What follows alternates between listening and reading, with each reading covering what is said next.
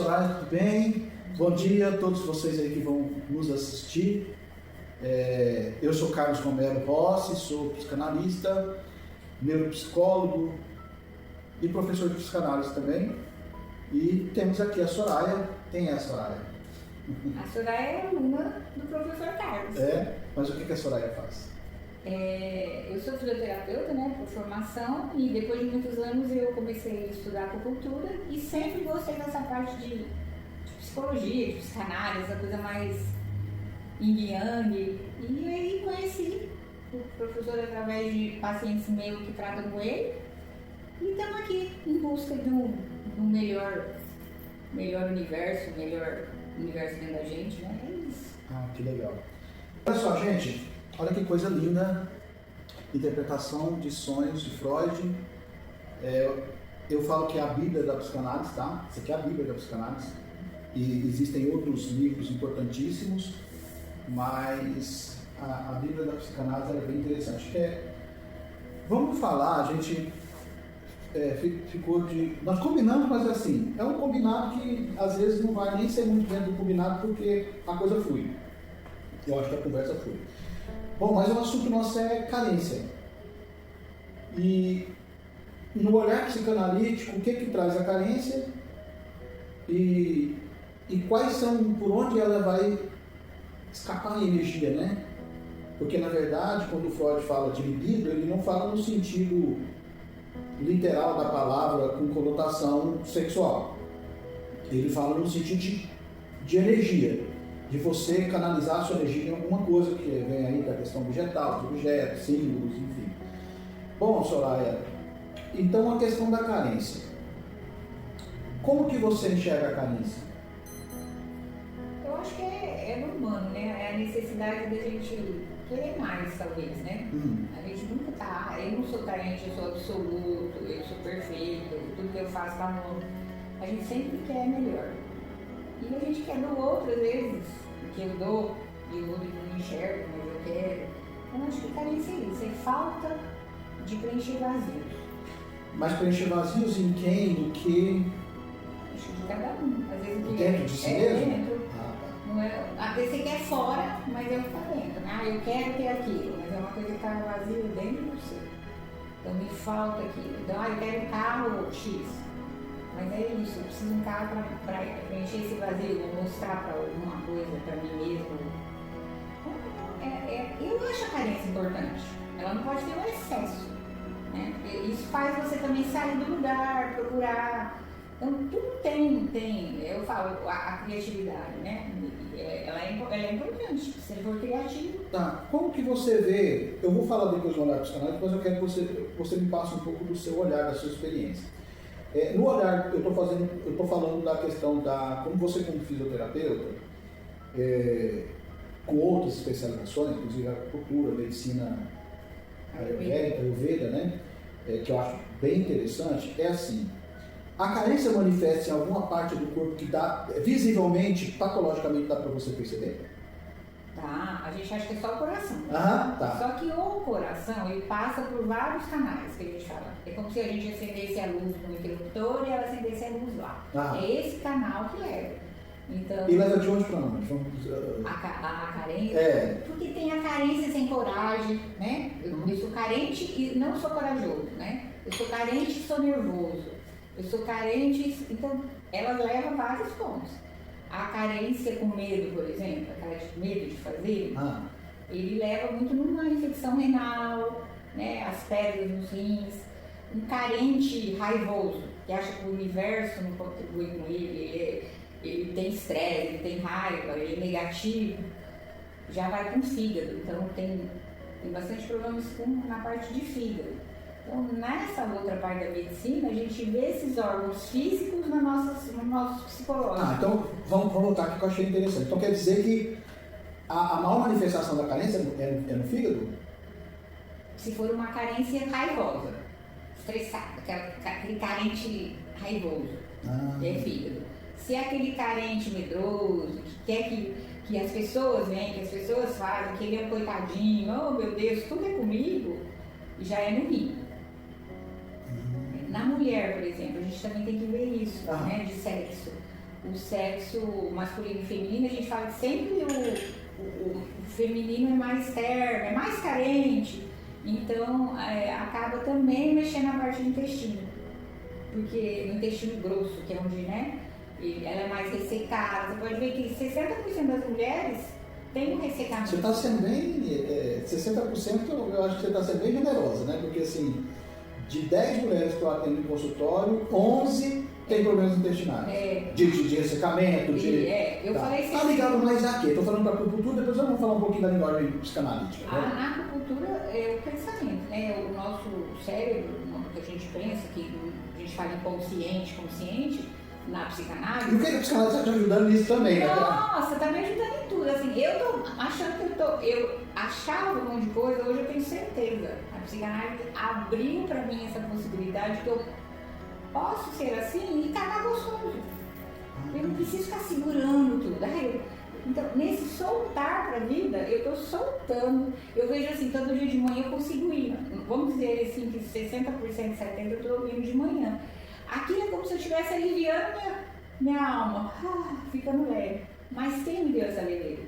Foi a psicanálise que fez eu ver que eu posso ser leve, que eu não preciso ser isso. Você não precisa aguentar tudo, ser tudo, fazer tudo. Olha, gente, você vê, nós estamos falando dos resultados práticos, que isso aqui, o tema dessa nossa, vai ser uma série de conversas que eu vou ter com a senhora aqui.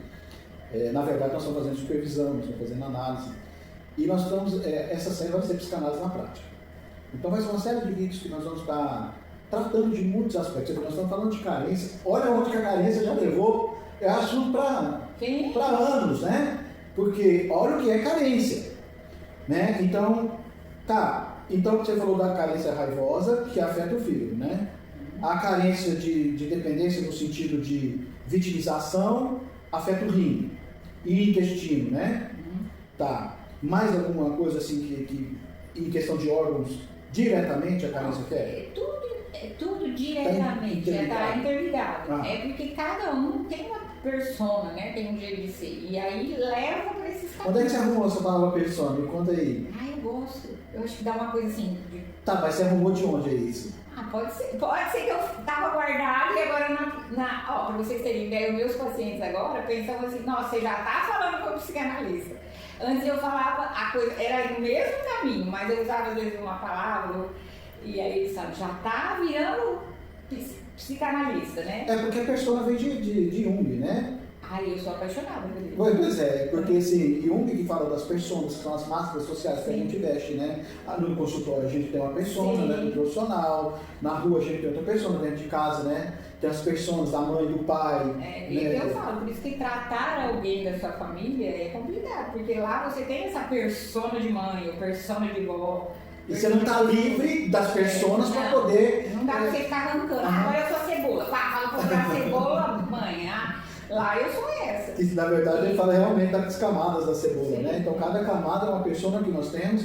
E quanto mais a gente vai se abrindo para isso, uma coisa que eu achei interessante você falar sobre isso é a questão do soltar, né? O grande problema do ser humano que eu vejo ao longo de, décadas, trabalhando com o ser humano, ouvindo o ser humano e estudando, né, comportamento, estudando a mente humana, é tão interessante isso porque a grande verdade é o apego, né? Porque eu acho que a carência, ela está muito ligada ao apego. Eu acho que está ligada ao apego da criança que não queria sair da barriga. Está ligada, aí eu já estou falando agora com a linguagem psicanalítica, né? Está ligada à mãe que não queria que o filho saísse da barriga. Né? E aí, o cordão foi cortado lá no parto, que é o primeiro grande trauma que o ser humano vive. É um trauma sem saber o que é, né? Porque a criança simplesmente, de um momento para o outro, está ali envolto, sendo alimentado de todas as formas, né?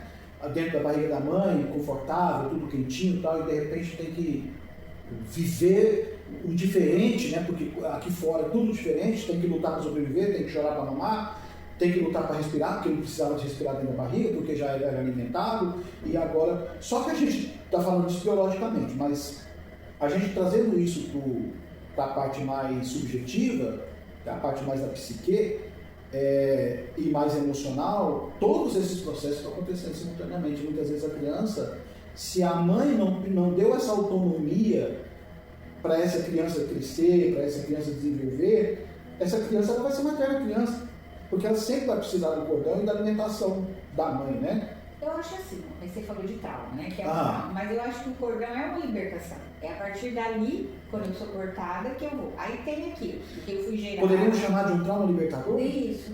Então todo trauma é libertador? Todo trauma. E olha só, na psicanálise eu sabia, quando falava em trauma, eu falava assim, uma palavra pesada, né? Hoje, quando eu falo em trauma, eu falo tão gostoso. Ele ficou assim, talvez porque eu tenha que começar a corrigir os meus, né? E querer ajudar o outro a corrigir ele. Porque eu acho que quando você começa a olhar para ele de frente, por que você veio para mim?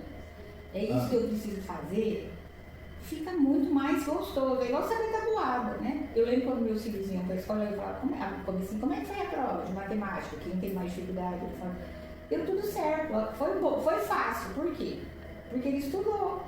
Né? Então, o que a gente faz com nossos traumas? A gente acha ele assustador. Ele aconteceu na minha vida, ou foi rompendo o cordão, ou minha mãe me fez fazer isso, meu pai falou não. Era como se ele era assustador. Era para mim ver aquilo como uma coisa feia, medrosa, né? E eu ia mandando para meus órgãos, aí eu tinha dificuldade disso, dificuldade daquilo. Fala mais um pouquinho sobre essa questão de mandar para os órgãos. Para as pessoas entenderem aí, eu quero que você entenda, você vê. Vocês estão diante de psicanalistas que tem um olhar mais, não muito físico, né? Tem um olhar mais subjetivo, mais pro emocional, mais pro inconsciente e tal. Mas inconscientemente, que a gente sabe muito bem disso, que as doenças são psicopatológicas, né? São psicossomáticas. Então, como é que é esse levar para os órgãos os traumas? Fala um pouquinho pra gente disso. É invisível, né? Tá, é inconsciente. É inconsciente, é invisível, mas é isso. Eu vejo, quando eu vou fazer uma avaliação, eu já vou perguntando, né? Como você nasceu? Foi de parto normal? Foi uma gravidez desejada? Eu vou para essa parte fora e depois a gente entra no dentro. E quem soma tudo isso é o que nós somos. Né? Então, a gente faz repetições de coisas. Então, eu tenho intestino preso, vou ter sempre. Se você mudar a sua alimentação, o seu pensamento, a sua rotina, você está se mudando. Mas adianta mudar a sua alimentação? Se continuar com o pensamento ruim, não. É que nem eu falo. É o tudo. Você vai comer alface lavada, com a água lavada lá na Pérsia, purificada. E aí você está comendo aquele alface do lado de alguém que te dá para baixo, que te deixa com problema. Você está comendo aquilo. Então eu acho assim, é tudo isso, é o que eu penso, é o que eu vejo e é o que eu faço. Então nós somos de certa forma, olha só gente, nós somos de certa forma alimentados pelos nossos pensamentos. Sim, quando mal alimentados, bem alimentados. Quando eu era pensar, o que me faz viver? Quem que me põe em pé, em movimento? É o que eu como, é o que eu vejo. Não, é o que eu penso, é o que eu escuto, é o que eu falo. Tudo isso é digerido junto, igual uma comida e uma bebida. Então, aí o meu órgão responde sobre isso. Então ele vai responder como? Como eu me coloco. Então como você se vê? Como você se vê, o seu corpo vai reagir completamente. Exato. Os nossos pensamentos, é o nosso consciente, é o nosso inconsciente, é o nosso intestino. É isso, é tudo junto. E como é que o seu olhar, como é que você via a questão do inconsciente, assim, antes de você ter esse conhecimento que hoje você tem da psicanálise? Como é que você via a questão inconsciente? Qual que era o seu olhar e qual que é o seu uso? Porque talvez você já tinha um olhar empírico e hoje você tem um olhar mais científico, mais preciso, de acordo com os conhecimentos que você adquiriu, né? Mas como é que você via isso tudo? Eu achava o inconsciente aquele negócio que você esconde. Ah, tá. Fica escondidinho lá e às vezes ele fala pra você, faz. Não pode, né? Id, ego, superego, era uma mistura. Meu inconsciente era isso, todo dia em movimento. Hoje eu converso comigo, assim, aí eu tenho até humor sobre isso. Eu acho que isso também ajuda você. É aquela história, vamos rir dos nossos próprios peidos? Eu acho que isso é muito importante. Hoje, pra falar a verdade, eu nem soltava pum. Eu falava pum. Hoje eu falei peido. Porque eu achava que era feio, né? Eu me estudava. Hoje eu falo que o meu inconsciente está super leve. Eu acho que ele é importante, ele me corrige. Mas vamos entender o mais atrás. Por que você achava que falar pum ou soltar pum era feio?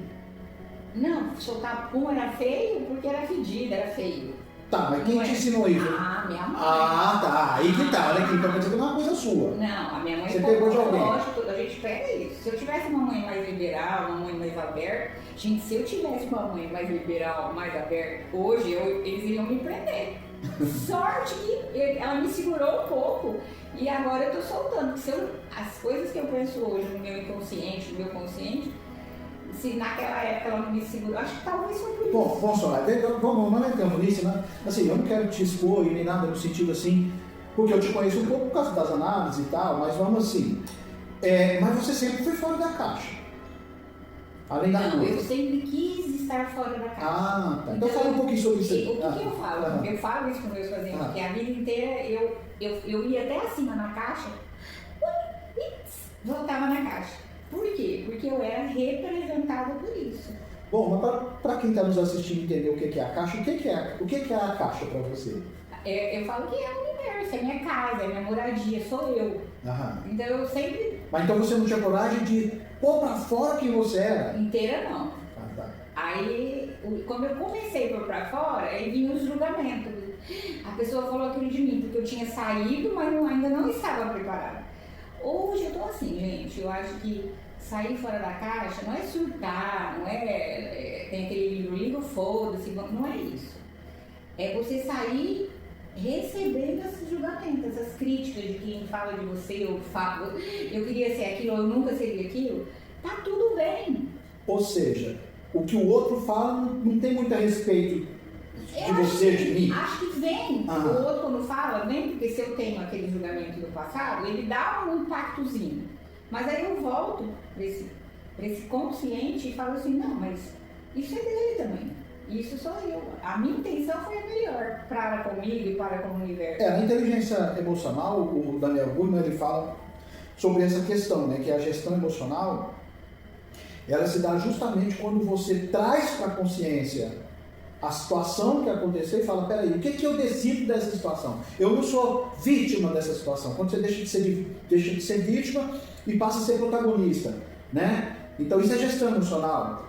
É você parar de ter essa história, me aconteceu, me julgar. Ok, você fez alguma coisa fora da caixa, alguma coisa que alguém não concorda, ou alguém da religião, ou alguém de qualquer outro contexto cultural, né? Porque a nossa construção se deu justamente, a gente foi construído, o que levantou a nossa casa, que você disse que é a sua caixinha, a nossa casa, foi construída pela cultura, foi construída pela religião, foi construída pela política, foi construída por uma série de coisas que não fomos nós que fizemos, né?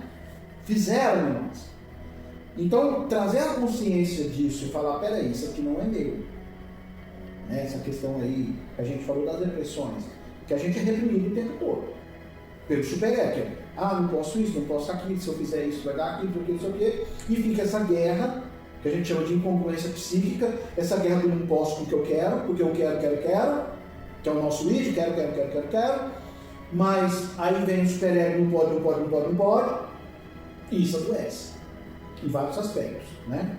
E grande parte está na ansiedade e na depressão. Então, engraçado, a gente começou com... Você lembra? Carência. A carência trouxe a tudo isso. Sim. Você vê só o fato da pessoa não entender quem é ela no mundo. No mundo eu falo do contexto geral da sua história, quem é você em todo o contexto, e qual é o seu lugar, qual é o lugar do outro. Sabe que eu aprendi, assim, que eu sou mais velha que você, não na psicanálise, mas na vida? Sim. Que quando a gente se encontra dentro de casa, quando você sabe quem é o seu lugar dentro da sua casa, se você é filho, se você é pai, até onde vai, você se encaixa no mundo. Então eu falo que a minha infância foi boa, meus pais foram bons, mas mesmo assim eu acho que eu sou uma boa esposa, eu acho que eu sou... Lógico que eu tenho meus defeitos, mas eu acho que dessa forma que eu fui amada e encaixada nessa casa, eu me acho no universo. Mas já senti épocas dessa discordância, dessa carência, desses traumas, que vai colocando, ninguém acerta tudo.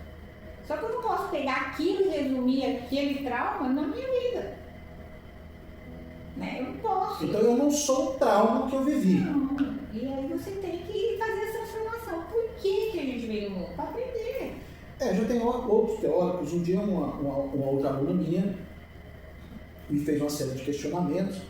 Falou, professor, mas eu estou lendo aqui, fulano de tal aqui, que trauma não existe. Como é que fica agora? Porque na psicanálise a gente ouve falar tanto, e na verdade existe preconceito essa questão que assim, Teve gente que fala, eu não gosto da psicanálise porque a psicanálise trata do trauma, eu vou ter que voltar lá na minha infância. Não tem nada disso. Quem fala uma besteira dessa não sabe o que é psicanálise. A psicanálise tem nada a ver com isso aí. A análise não está nisso. A análise está justamente, eu falo muito, que é devolver a pessoa para ela mesma. Porque a pessoa se entregou para qualquer coisa.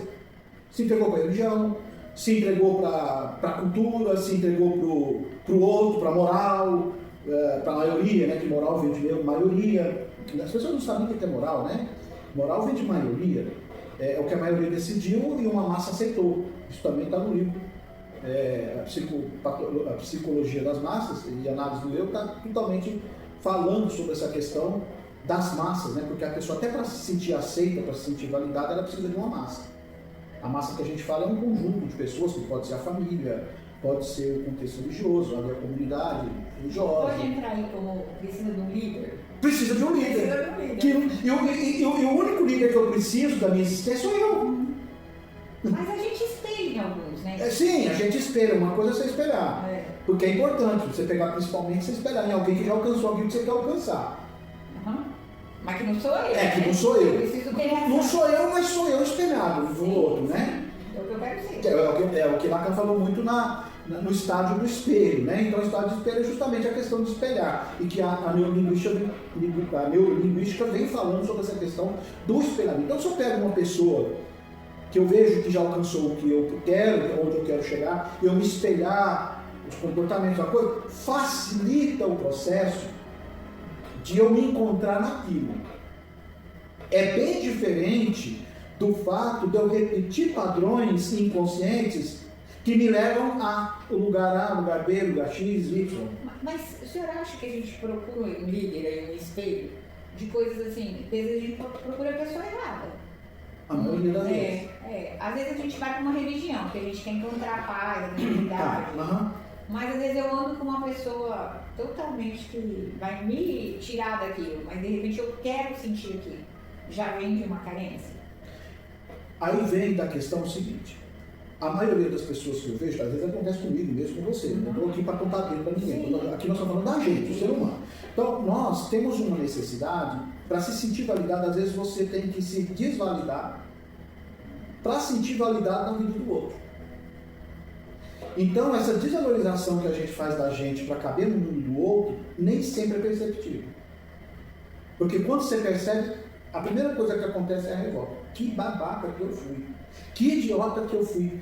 Me desvalorizar ao ponto que eu cheguei para valorizar fulano, marido, esposa, filho e tal. Porque a gente vê muito bem isso acontecendo. Por exemplo, a gente que teve vida, a nossa infância mais difícil, né? Não é isso?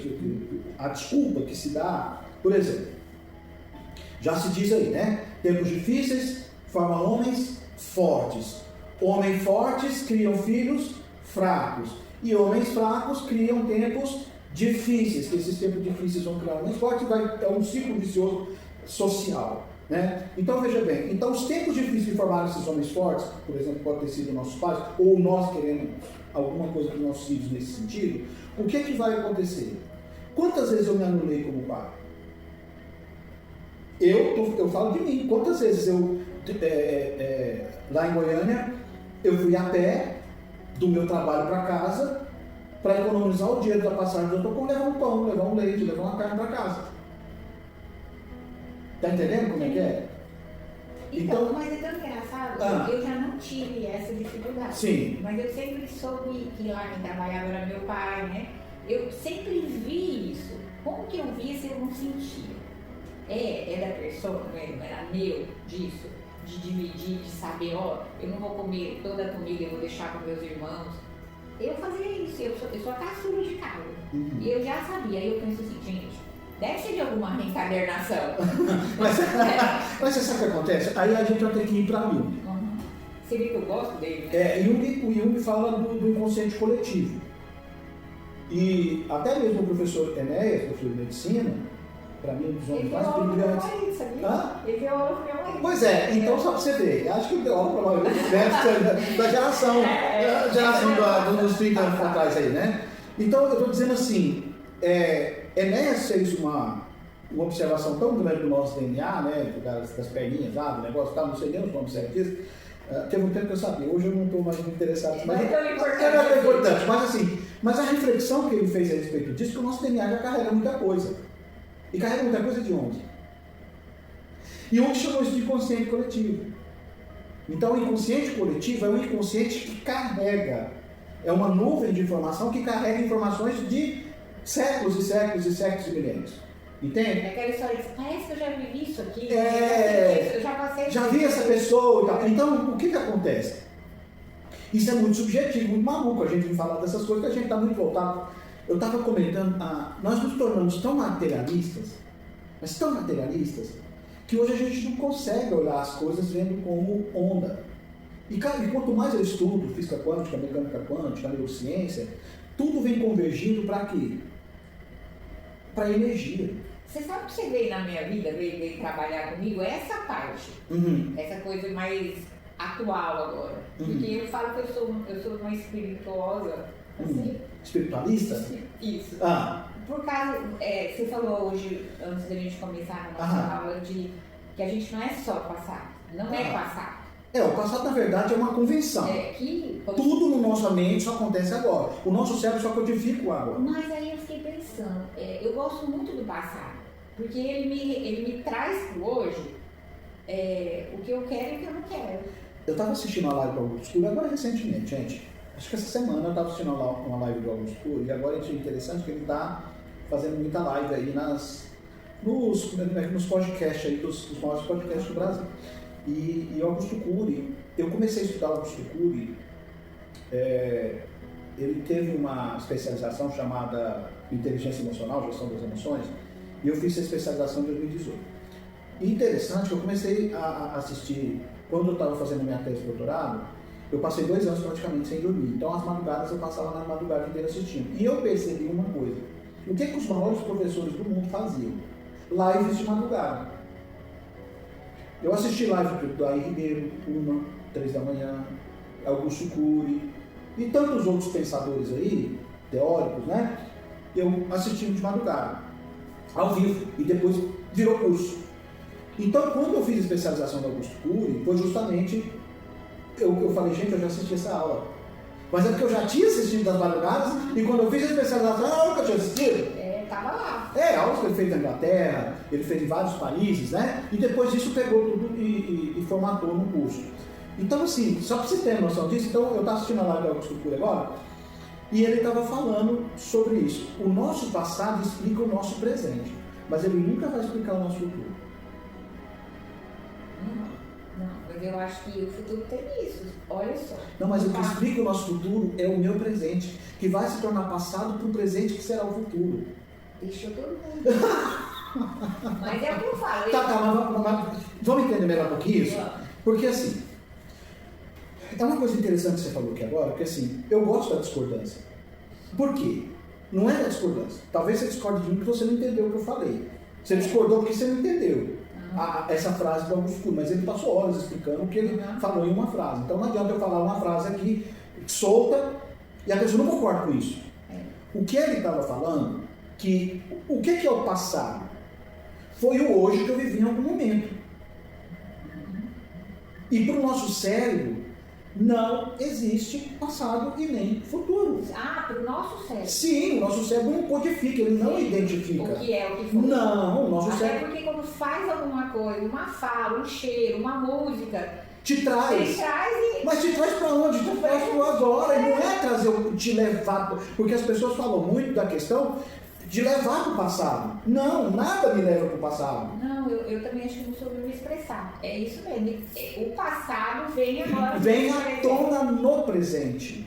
E o medo de um futuro que eu não quero viver, ou que eu estou com medo... Ou que eu queira, né? Ou que eu queira, ele também vem para o presente.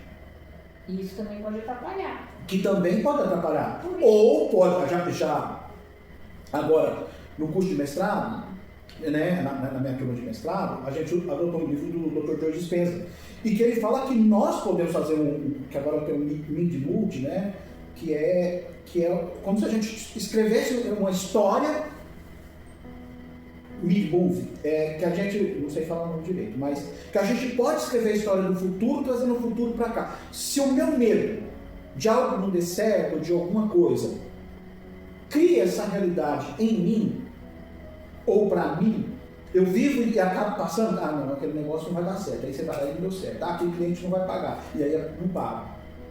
Né? E você criou, você declarou, você trouxe isso para o agora. Eu posso trazer para o agora os meus sonhos, eu posso trazer para o agora o que eu quero.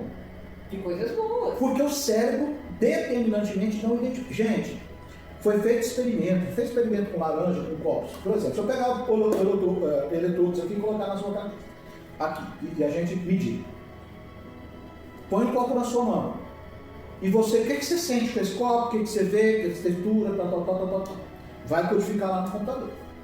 Se eu tirar o copo da tua mão e eu falar, pensa no mesmo copo, do mesmo tamanho, com a mesma textura, o seu cérebro vai codificar como existente esse copo que não está existindo, que não está na sua mão. Com riqueza de detalhes do copo que não está, mas ele no seu cérebro está existindo. Então a grande verdade, que o real e o imaginário, o real a gente fala que na verdade não é nem isso, mas existem pessoas, eu defendo eu teria que ter horas para explicar isso aqui, que a única realidade que existe é a eternidade, mas a eternidade se resume agora, então quer dizer, tá vendo? Aí bagunçou toda a vez. Não, mas agora eu vou entender. Sim. Sabe por que eu dava o nome disso? Essa história que você fala de idealizar um copo, que pode estar aqui ou então não, porque eu falo que chama fé. É uma coisa, engraçada. Tá, mas é a linguagem bíblica, ou a linguagem espiritual. Eu não tinha o conhecimento da psicanálise. Mas eu vi o professor Hélio Couto, um dos maiores professores de mecânica quântica no Brasil, os homens extraordinários, tem mais de 10 anos que eu estudo ele. O professor Hélio Couto, o doutor Hélio Couto, ele fala uma coisa sobre essa questão de fé. Vamos aqui. Você me vende uma casa. Eu compro a casa de você. Tem que ir no cartório fazer o quê? O que é que o... Passar pro seu nome. Tá, mas o que é que como é que chama lá o oficial do cartório? Ele fala, dou fé. Ele não me conhece. Mas como já existe lá uma assinatura com a minha foto e com a minha assinatura lá, ele dá fé de que é verdadeira aquela assinatura. Então ele dá fé, ele não me conhece, ele dá fé. Então o Hélio Couto estava falando que quem tem fé ainda não experimentou. A fé é o caminho para experimentar. É acreditar, é ter fé. Exatamente. Porque quando você experimenta, você não precisa mais de fé, você já experimentou. Por que você tem que ter fé com aquilo que você já experimentou? Então, mas aí nós estamos falando de nós. Sim. Né? Essa fé que eu falei, eu acredito, eu sim. Aí nós estamos falando do que está lá em Hebreus, né? Hebreus não fala que, Hebreus 11 não fala que a fé, né, é o firme fundamento daquilo que a gente não vê, a convicção dos fatos não se vê, mas o fundamento daquilo que a gente espera, ou seja, aquilo que eu visualizo, sem ver, mas eu tenho uma certeza que aquilo e passa a existir. Mas na verdade já existe. No eterno agora tudo já existe. E aí nessa física quântica, nessas coisas aí todas. A gente já fugiu bastante da psicanálise aqui, né? Mas tudo traz para uma coisa, né? Sim. Aí já vem para a neurociência. Quer dizer, você falou dessa física quântica que é de ver o copo e depois estar longe. Eu fazia isso acreditando nessa palavra. Tá, mas vamos lá. Fé e esperança está lá em um dos principais capítulos da Bíblia, é 1 Coríntios 13, que fala sobre o amor, né? Tá. Lá fala que depois que tudo acabar vai restar só 3 coisas. A fé, a esperança e o amor. E de todos eles o amor é o maior, porque o amor é a onda, né? Ou seja, é a energia que move todo o universo, ou seja, tudo existe, tudo está fundamentado no amor. Que é né? Nunca teve antes e nunca vai ter depois, é o eterno. Tá, mas tudo bem, mas vamos pegar aqui. Aí, o apóstolo Paulo fala lá, é interessante o que ele fala, porque ele fala, se eu estou esperando, mas se já veio e eu já tenho, por que eu vou esperar? Então não tem mais necessidade da esperança. Mas o problema é que eu tinha e tenho, mas para o outro não existia. Aí quando passa a existir, é isso. Mas sim, mas olha só. Eu sabia. Mas eu estou dependendo do outro acreditar no que eu acredito. Aí a gente volta para o começo da nossa live, que é a carência. É isso. Eu preciso que o outro, eu preciso me validar no que o outro acredite de que eu acredito. E quando eu faço isso, eu estou me anulando. Porque eu não preciso que o outro acredite. Eu preciso fazer. Olha só. Mas é que eu falo prova na escola. Por que eu preciso provar que eu sei? Meu professor já sabe, mas às vezes eu preciso. Sim, mas é por causa do quê? Da nossa pequenez diante da situação. Então tudo é necessário. Por exemplo, por que é necessário a criança aprender o beabá? A gente já sabe. A criança já fala. Mas precisa. Então, eu não digo que é desnecessário. Talvez eu me comuniquei mal, me expressei mal. Porque comunicação não é o que eu falo, é o que o outro entende. Então eu vou reformular. Eu só preciso da esperança até ter o que eu espero. Mas se eu antecipo o que eu espero para o agora, eu não fico preso na esperança. Porque eu já tenho. E o meu cérebro não sabe o que é real, o que é imaginário, ele vai começar a acreditar que eu já tenho. E eu não vou ter mais o desconforto de não ter. Sim, mas é isso que eu acho que está gerando um complexo nas relações. Sim. É essa busca de, às vezes, você tem que esperar ter aquilo. Tem é o lapso de tempo, vamos dizer, é o delay do tempo para que isso venha para a nossa realidade física aqui. Isso. E é esse caminharzinho aí que eu acho que a gente fica, às vezes, precisando de uma terapia, precisando de uma ajuda, né? Exatamente, porque sozinho às vezes não vai. Então, por exemplo, aí voltando para essa questão para finalizar aqui, aí vem a fé. Eu só preciso ter fé até experimentar, porque depois que eu experimentei, a fé também ela se torna não é que ela acaba, ela é desnecessária, porque eu já estou lá, eu já tenho, já estou experimentando, Não, acaba, eu digo assim, já foi comprovado. Já foi comprovado, foi confirmado. Tá batido o martelinho ali, já vou para fé em outra coisa. Mas o amor nunca acaba. Eu amei, agora acabou. Tá vendo como é que é diferente? Mesmo que permaneça a fé, a esperança e o amor nunca acaba. Aí, para Freud, aí eu quero voltar para a psicanálise. A gente entrou aqui na espiritualidade, mas eu quero voltar para a psicanálise. Para Freud, o amor é improvável. Porque o amor é sempre o apego a um objeto. Para Freud, o amor é objetal. Ou seja, eu te amo porque eu tenho que possuir você, ou eu tenho que fazer alguma coisa para provar esse amor por você. Você já acredita que pode ser, eu tenho isso, eu quero conquistar você, eu quero esse amor, aí fica completo. Aí pegou a graça. Aí eu vou procurar em outro. Muita gente faz isso. Tá trocando, aí a gente vai para Lacan. A gente vai para Lacan porque enquanto Freud falava do simbólico, que é a primeira clínica de Lacan, foi voltando para Freud, que é o simbólico, na segunda clínica de Lacan, que é o segundo estágio do conhecimento de Lacan, que ele deixou para nós, não ficou pronto, mas ele deixou bastante coisa interessante, ele já sai do simbólico e vem para o real. E o que é o real? É o que ele chama de impossível e de improvável. Então, mais uma vez, Lacan fala, o amor é impossível. Mas por que eles falam que o amor é impossível? É porque o amor, para ser materializado, vamos dizer assim, ele precisa de uma prova. No objeto. Então sempre vai ligar o objeto. O objeto real ou não real? Sim. O objeto racionalizado, só mentalizado, ou o objeto que está aqui, eu amo meu sapato, meu sapato está aqui. Né? Eu amo meu carro porque o meu carro eu dirijo. Então, mas esse amor é muito fora do que é o amor, porque na verdade isso não é o verdadeiro amor. Né? E aí onde Lacan entra na questão mais... ele entra na questão mais representativa, educacional, teatral dessa questão. Aí ele fala do teatro da existência que Augusto Cury usa muito do teatro da existência. Então no teatro da existência eu tenho que sair da plateia. Porque enquanto eu estou na plateia eu só estou assistindo. E quando você está assistindo, você já não é quando você vê um personagem lá, vamos supor, tem 10 pessoas, você não é um. Você me identifica com aquele? Aquele sou eu. Tá, mas eu preciso sair da plateia e ser o protagonista. Aqui está o pulo do gato. Aqui está a verdadeira essência do que a gente da consciência. É eu parar de assistir e desejar ser aquele e ser de fato aquele. Eu estava assistindo um filme esse dia, no final da semana, aí eu falei, gente, eu sempre fui a mocinha. E naquele filme, eu estava ajudando o bandido. Comecei a ficar preocupada. Será que foi a psicanálise que me fez isso? Pois é, mas aí... será que não é a síndrome do impostor? Não era a bandida, mas não, sim, mas ela estava apoiando o bandido no negócio. Só que no final ela não era. era, sabe? Ela era mocinha, mas eu tava no filme inteiro pensando, gente, eu tô do outro lado agora. Essa psicanálise não tá fazendo bem. Aí no final ela não era a bandida. Né? Tá, mas você compreende que no caso esse apoio ao bandido, esse tipo de coisa, é o fato de que algo que você sempre segurou e que era uma coisa muito moral pra você, começou a ter liberdade de você. Bandida. Não.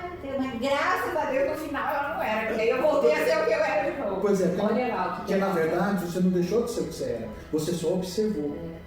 Você passou a ser observador daquilo. Então é isso que faz a diferença, né? Bom, Soraya, o nosso tempo infelizmente acabou, a gente poderia falar mais horas aqui, mas a gente vai continuar os nossos papos aqui sobre psicanálise na prática. Psicanálise na vida real, né? Não só psicanálise dos livros, e não só psicanálise...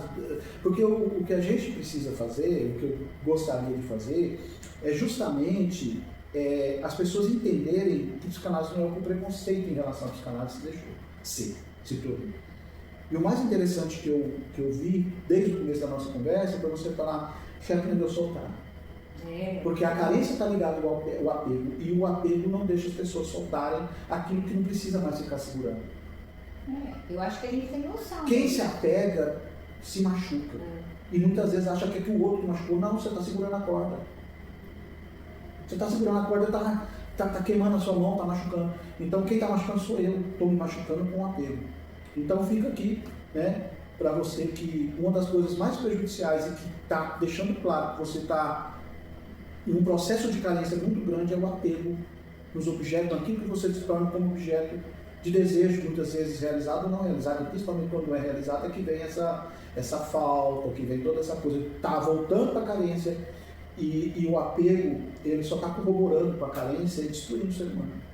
Então, quanto mais a gente solta, quanto mais a gente deixa ir, qualquer que seja a situação, se é bom também deixa ir, se é ruim, principalmente, é daí que eu tenho que deixar ir mesmo, entendeu? Para que a gente possa viver uma vida com mais qualidade, com mais, né, com mais leveza, como você disse, né, que a gente passa a ser mais leve, mais tranquilo. E assim, qual seria assim a sua palavra aí para os nossos ouvintes e que seria assim algo que poderia trazer um grande proveito para eu sempre me coloco, mas porque eu me coloco em vocês, né?